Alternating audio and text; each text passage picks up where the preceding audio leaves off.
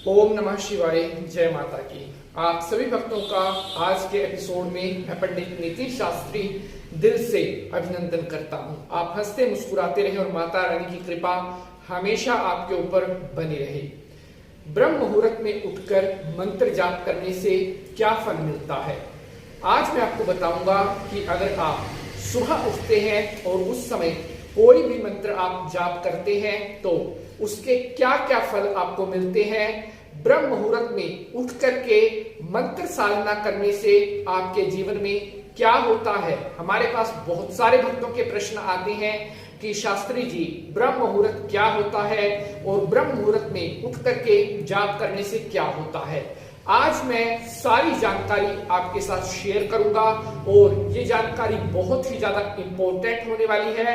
अगर आप आज का यह एपिसोड पूरा देखते हैं तो आज का यह एपिसोड आपके लिए अमृत जानकारी वाला होने वाला है। तो आज के इस एपिसोड को शुरू करते हैं। सबसे पहले हाथ जोड़ करके लक्ष्मी माता को प्रणाम करेंगे। या देवी सर्वभूतेषु लक्ष्मी रूपेण संस्थिता नमस्तस्ये नमस्तस्ये नमस्तस्ये नमो नमः। बोलिए लक्ष्मी माता की जय। तो आज हम बात कर रहे हैं ब्रह्म मुहूर्त। ब्रह्म अर्थात ईश्वर, परमात्मा, परमेश्वरी, मुहूर्त समय अर्थात ईश्वर का समय। साथियों, सूर्य के निकलने से 1.5 घंटे पहले का जो समय होता है उसको ब्रह्म मुहूर्त कहा जाता है। ब्रह्म मुहूर्त में मंत्र जाप करने का इतना महत्व क्यों बताया गया है, हमारे ऋषि मुनि ब्रह्म मुहूर्त में क्या करते थे और हमारे शास्त्रों में ब्रह्म मुहूर्त की किस प्रकार से व्याख्या की गई है, ध्यान से इस जानकारी को अब आपने सुनना है क्योंकि हम आपके लिए ही इतनी मेहनत करते हैं। अगर आप अच्छी तरह से ध्यान से जानकारी को सुनते हैं तभी एपिसोड लेकर आने का पूर्ण उद्देश्य सफल हो पाता है। तो साथियों, सबसे पहले तो यहां पर हम समझ लेते हैं कि ब्रह्म मुहूर्त क्या है, उसको मैं डिफाइन करता हूं। साथियों, वैसे अगर एग्जैक्ट बात की जाए तो 4:24 से ब्रह्म मुहूर्त की शुरुआत हो जाती है साथियों। और कई जगह पर आप पाएंगे कि सूर्य के निकलने से 1.5 घंटा पहले के समय को भी ब्रह्म मुहूर्त कहा जाता है। अर्थात 4:15 बजे से करीब ब्रह्म मुहूर्त की शुरुआत हम मान सकते हैं। साथियों, ब्रह्म मुहूर्त एक ऐसा समय होता है जब दिव्य शक्तियां जागृत होती है। ब्रह्म मुहूर्त अर्थात ईश्वर का समय, ईश्वर से साक्षात अनुभूति का समय।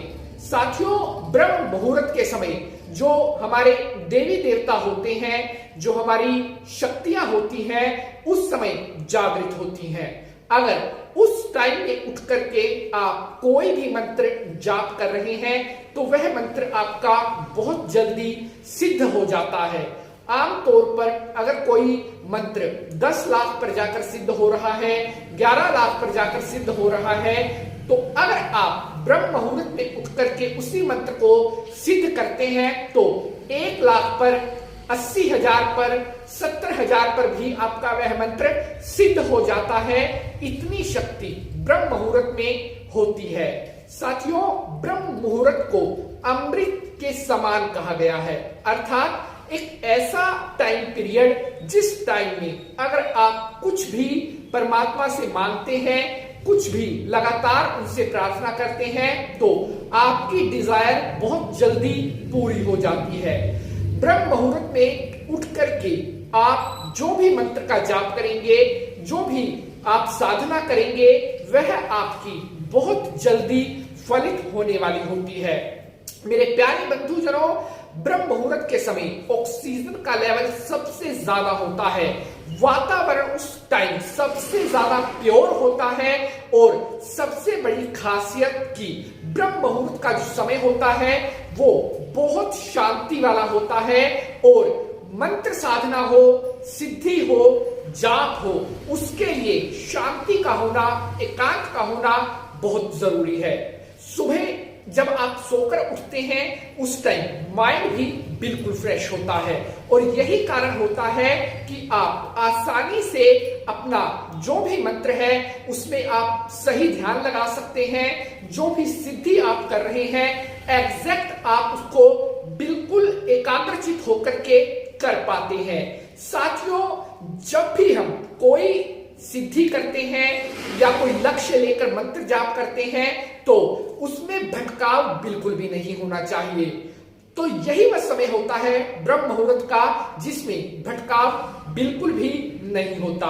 साथियों, ब्रह्म मुहूर्त के जो समय होता है इस समय में जो देवी देवताओं की शक्तियां होती हैं, जो देवताओं के गण होते हैं, योगिनियां होती हैं, इस टाइम में देवी देवताओं के पास मौजूद रहते हैं, उनकी उपासना करते हैं। तो ऐसे टाइम में अगर हम भी परमात्मा से कुछ मांगते हैं तो वो हमारी डिजायर भला क्यों ना पूरी हो। साथियों, हमारे जो ऋषि मुनि होते थे, आपने ग्रंथों में पढ़ते हैं कि बहुत ज्यादा शक्तिशाली ऋषि मुनि, बहुत ज्यादा भविष्य को देखने वाले त्रिकालदर्शी ऋषि मुनि हमारे धर्म में हुए हैं। उनके पास इतनी शक्तियां केवल और केवल उनके तप से आती थी। वो ब्रह्म मुहूर्त में उठ करके नित्य रूप से लगातार तप करते थे, जिसके कारण वो बहुत ज्यादा पावरफुल होते थे।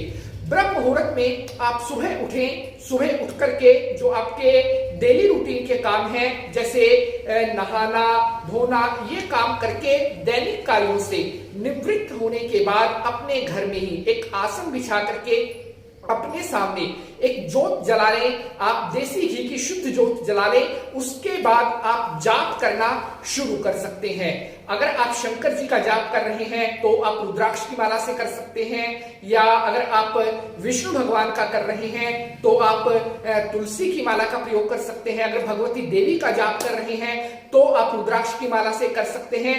इस तरह से जिस देवी देवता का भी आप जाप कर रहे हैं उसके अनुसार आप माला लेकर के जाप करना शुरू कर दें। आपने रोज कम से कम 11 माला जाप करनी है ताकि जो आपके जो जप की संख्या है वो ज्यादा से ज्यादा हो और आपका मंत्र जल्द से जल्द सिद्ध हो सके। साथियों, सिद्धि जितना जल्दी आप कर लेते हैं, दिव्य दृष्टि जागृत होती है और आपको पूर्वाभास होता है, वाणी में सत्यता आने लगती है और जो देवी देवता हैं पॉजिटिविटी, उनका आशीर्वाद हमें प्राप्त होने लगता है।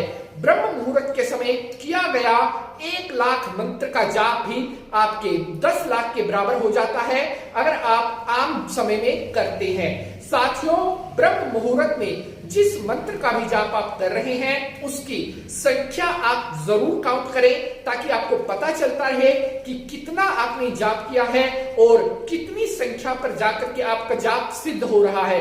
अब प्रश्न आता है कि कैसे पता चलता है कि आपका जाप सिद्ध होने लगा है या सिद्ध हो चुका है। साथियों, इसका पता आपको स्वप्न के द्वारा भी हो सकता है, आपको अनुभूति भी हो सकती है। आपके साथ कुछ ना कुछ ऐसा घटित होगा कि जिससे आपको अनुभव होने लग जाएगा कि अब आपका मंत्र सिद्ध हो चुका है। वैसे तो जो स्ट्रॉन्गली चांसेस होते हैं वो स्वप्न के द्वारा होते हैं कि सपने में आपको कुछ ना कुछ ऐसा दिखाई पड़ता है जिससे आपको पता चल जाएगा कि आपका जो मंत्र है सिद्ध हो चुका है। प्यारे बंधुजनों, आशा करता हूं ये मेहनत जानकारी आपको पसंद आएगी। अगर आपका कोई प्रश्न है कमेंट बॉक्स में पूछ सकते हैं। आज के लिए बस इतना ही। मिलेंगे आपसे अगले एपिसोड में किसी नई जानकारी के साथ। तब तक के लिए हंसते रहे, मुस्कुराते रहे। जय माता की।